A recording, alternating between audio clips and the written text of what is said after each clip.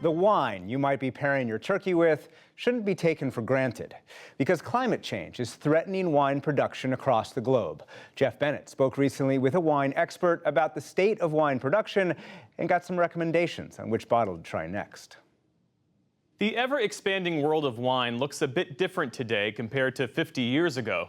While consumption has increased, the accelerating effects of climate change have forced the industry to adapt and adopt more sustainable practices. We're going to dive into that part of the business with noted writer and editor in this industry who's out with a new book. It's called The World in a Wine Glass, The Insider's Guide to Artisanal, Sustainable, Extraordinary Wines to Drink Now. And it's written by Ray Isle. He's also executive wine editor for Food and Wine. Ray, thanks so much for being with us. Thanks for having me on. I appreciate it. As we've reported recently on this program, global wine production has fallen to the lowest level in some 60 years. What accounts for that, and how are wine producers coping? Well, there's a number of things that account for it. One is drying up, I guess you'd say, of the demand for truly the lower level, sort of lower price level of wines in Europe, especially, where the youngest generation kind of doesn't want to drink what their parents were drinking. And so the supermarket level of wines there has shrunk. But there's also been a lot of climate issues which have affected grape production. You see it around the world, which is what the climate is doing. Everything from fires in California to hail in the wrong season in France to heat spikes here and there. And all of this makes growing grapes for wine quite difficult. People manage, they keep going, they adapt to the climate and shifting on them. But there's definitely thrown some wrenches at vintners' ways, I guess you'd say. There's been so much consolidation in the wine and spirits industry. Reading this book, I was shocked to learn that much of the wine consumed around the world comes from just a handful of producers, right?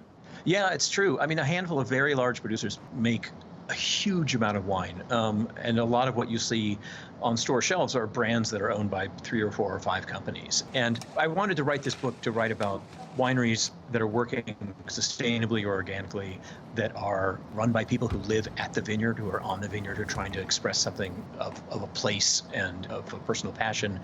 And a lot of wines are not that. They're made in 100,000-gallon tanks, and they're enzymatically pushed through fermentation and zapped with liquid tannins and whatever you want. And it makes a very pleasant, beverage product, I guess is the way you'd say it. That wasn't what I was after with this book. I wanted to get to the kind of soul of wines that really, we're about the land as an agricultural product as well as a drink. Yeah, you refer to the book, really it's an encyclopedia in many ways.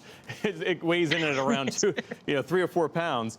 But the most interesting part of this book in many ways is you talk about learning to describe wine based on the stories that sort of come from them, yeah. Less so by the point system. Yeah, I think the point system is a little reductive in a way, and partly because, and I've noticed this, working at Food and Wine, as I talk to consumers, and I talk to younger consumers a lot, there's just more and more interest in how a wine was made and what you're putting in your body when you're drinking it. And then the point system, you don't get more points for being organic or sustainable or anything. And additionally, it adds a kind of pseudo-objective rating. I mean, it's really subjective, as we know. All critics' ratings are subjective to some degree. But you say 94 points, and it sounds very official. And it's an opinion, as we know. Well, you were kind enough to give us some recommendations, and we have some of the bottles here. So walk us through what you're recommending that folks take a second look at. These are all wines that come from the book that are also just terrific for the holidays as well. First one is a Gurgitch Hills Sauvignon Blanc from Napa Valley. Gurgitch Hills is a fairly large winery, and what's interesting to me is they work organically and regeneratively, which involves keeping cover crops on the ground so the soil stays alive, essentially. But they do it at scale. They've got a couple of 100 acres of vineyards, so they produce quite a lot of wine, but they farm very responsibly at the same time. And this is a gorgeous Sauvignon Blanc. It's classic Napa Valley, a lot of citrus plus a little bit of melon character, adaptable to anything you might want to eat. And then you also recommended a red? Yes, and then so the Coudelet de Beaucastel, Chateau Beaucastel is one of my favorite quotes in the book. Chateau Beaucastel is one of the great Chateauneuf producers in France. They have been farming organically since 1950. They've never put it on the label. And Mark Perrin, who's the family that owns it, said to me, his father said to him, you know, there are the people who go to church because they believe, and there are the people who go to church so they can tell everybody they went to church. So they've been organic for a long time. They don't promote it, but they believe in it. And it's just a gorgeous Southern Rhone red, rich fruit, lots of power, lots of flavor, sort of perfect for cold weather. And then Lindenhurst, Spotswood is one of the great Napa Valley wineries. Their top Cabernet costs a lot, but it's a great Cabernet. They too they're in the early wave of sort of organic farming in Napa back in the 1990s. But their Lindenhurst wine, which is their affordable Cabernet, is it's a beautiful bottle of Cabernet, really elegant and focused perfectly. And you know, I should say, when you talk about organic grape growing, that's not a flavor. You know, it doesn't, the wine won't taste different or weird compared to a normal Napa Cabernet.